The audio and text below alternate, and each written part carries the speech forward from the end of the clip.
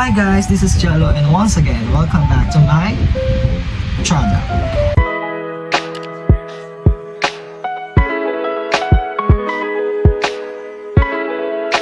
And right now, gusto ko sa inyong, due to the popular demand, many people ask if I did pass during the initial interview sa Cyberbacker, or some of them also ask pa rin kung ano yung mga tips, what are the do's and what are the don'ts na dapat laging intindihin or laging tatandaan kapag nag-apply sa Cyberbacker.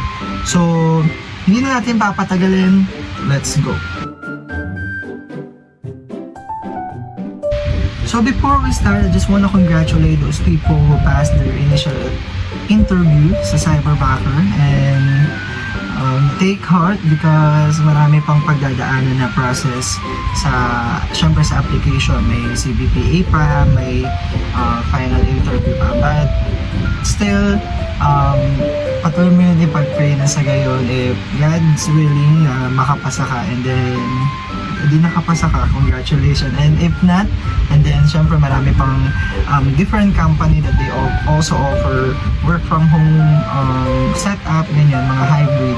So ayun, so once again, congratulations. And for those people who didn't pass the initial interview, still congratulations. Siguro doon din tayo magpo-focus ngayon for this video, and I think ano yung mga bagay na dapat nating i-tackle, ano yung mga do's, mga don'ts, yung mga something to be reminded of kapag nag-apply talaga sa Cyberbacker.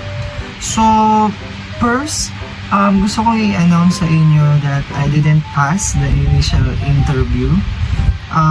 Even though I did well, sabi ko nga sa first video, confident ako that I will pass, but still, I think hindi pa rin kinaya, or siguro there are some factor na hindi talaga na-consider. Maybe naka-affect din yung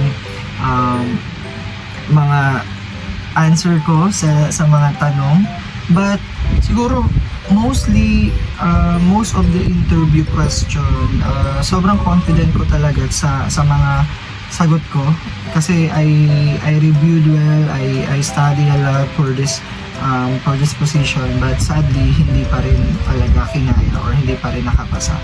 But I think one of the factor na kung bakit hindi ako nakapasa is nung tinanong sa akin if how or what is my expected salary or what is my salary requirement for this position, because I applied again as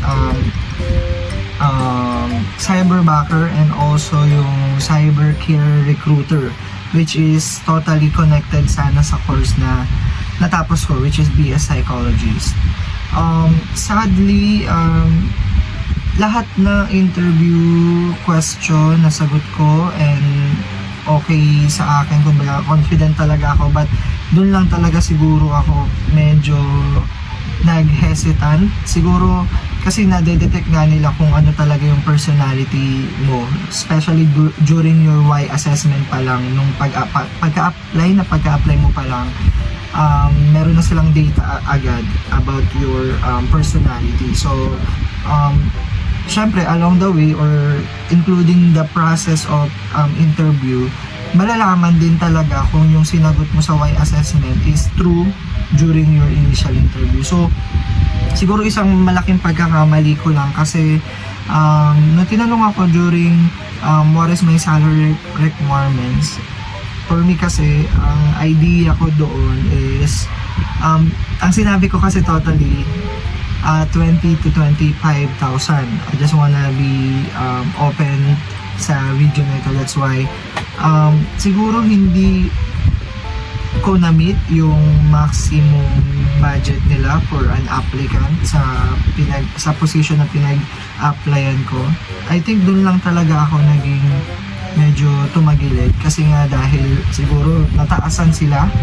Though nasabi ko yun because I have this experience din as a customer service representative. That's why kumbaga meron na akong may kumbaga, ang idea doon, meron akong pwedeng maipagmayabang. Hindi ako yung totally fresh graduate na as in walang experience and magde-demand ng ganun kalaking salary. Though, ayun, siguro doon lang talaga kasi dapat talaga kasi before, nung nagpa-interview ko, lagi kong sinasabi ay 15 to 18,000. That's why para dun lang ako sa safe place, dun lang ako dun sa, alam mo yon, yung usual job position na nag-o-offer ng mga ganong position. So, sadly, doon ako. And also, may nag-ask sa akin sa interview, sa Instagram, ang tinanong niya kung enough ba na sabihin ko na $7 per hour yung sasabihin ko kapag tinanong ako sa salary requirement. And based on my experience and based sa mga napapanood ko, that's too much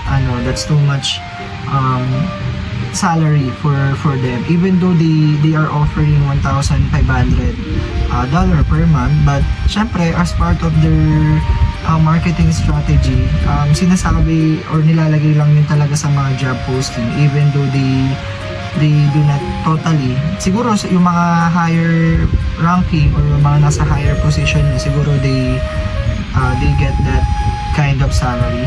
Pero siguro syempre sa ating mga entry level, especially sa mga fresh grad or mga working student, if we don't have totally an experience at all, hindi talaga natin siya ma-i-demand sa kanila kasi matataasan sila sa ganun.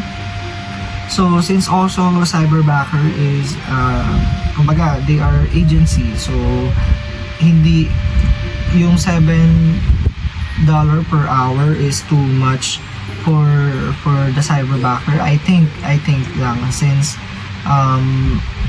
agency sila and they still kumbaga sila yung third party, sila yung third communication doon between you and your client. So sila yung maghahanap sa'yo ng client. Kaya I think para syempre meron din silang kita, kailangan mababa din muna yung, especially kapag entry level, mababa lang din muna yung salary requirement mo.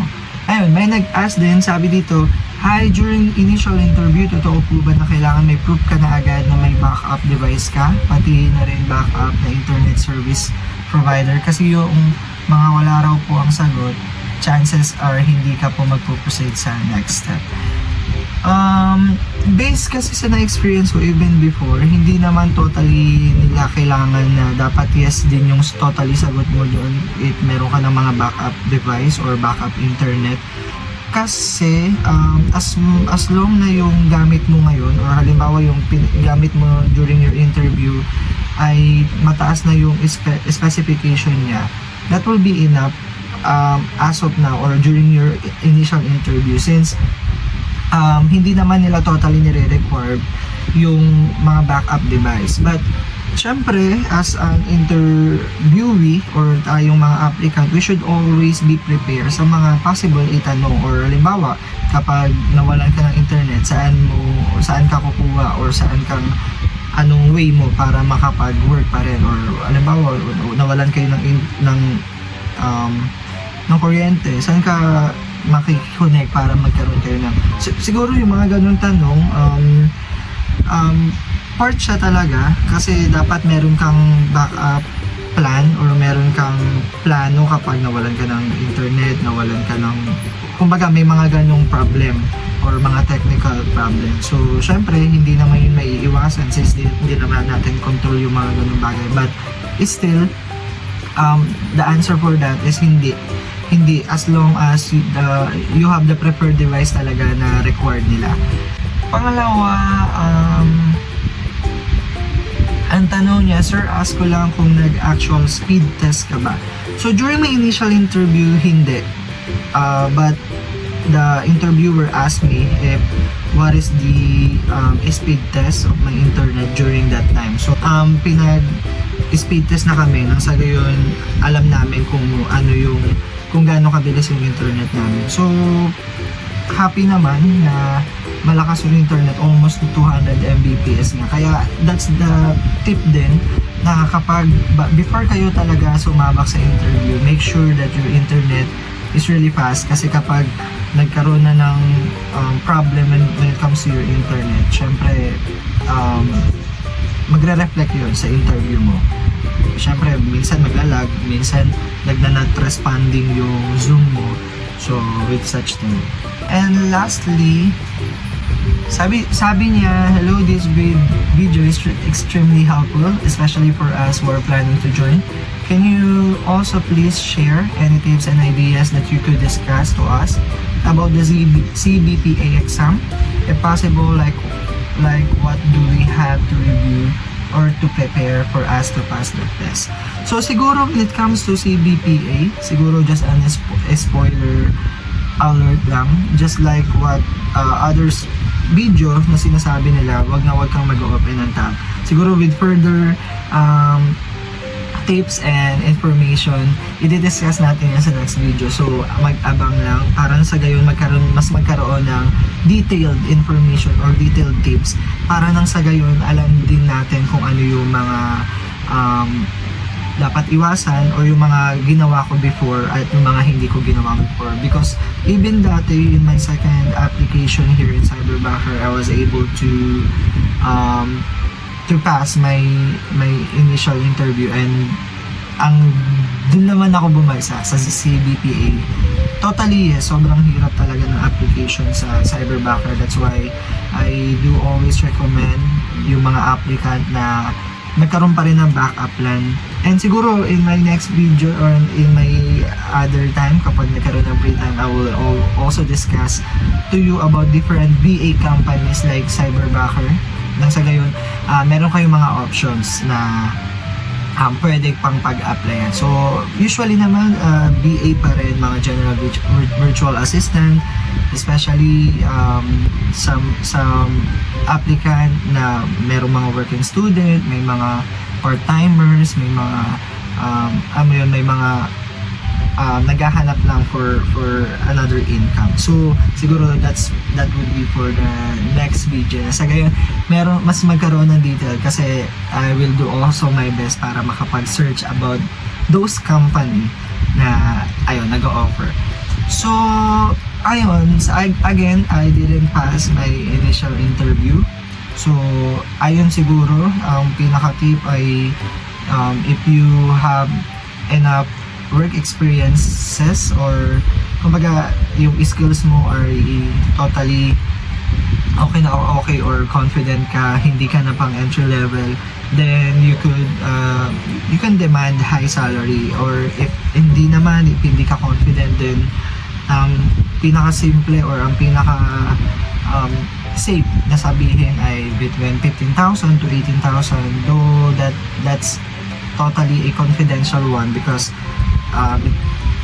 tungkol yun sa salary. Kaya ikaw lang din makakapagsabi kung ano yung salary requirement mo for the job na pinag-applyan mo.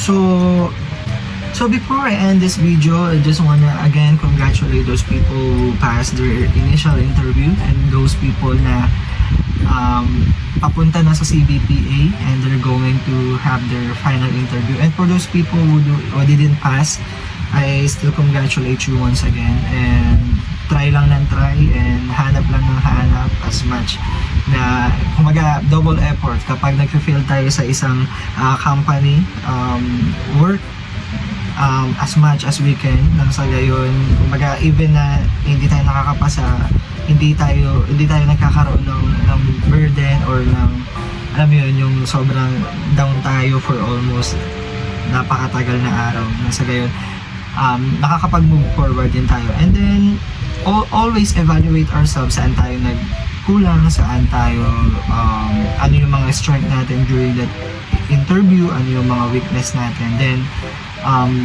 learn from that mistake or learn from that strength or weaknesses na meron ka during your initial interview. And that would be all for this video. So if you have any question, make sure to comment down below your question, and You may also chat me sa social media account ko. I am open. Once again, thank you guys. This is Jello and thank you for watching. Bye.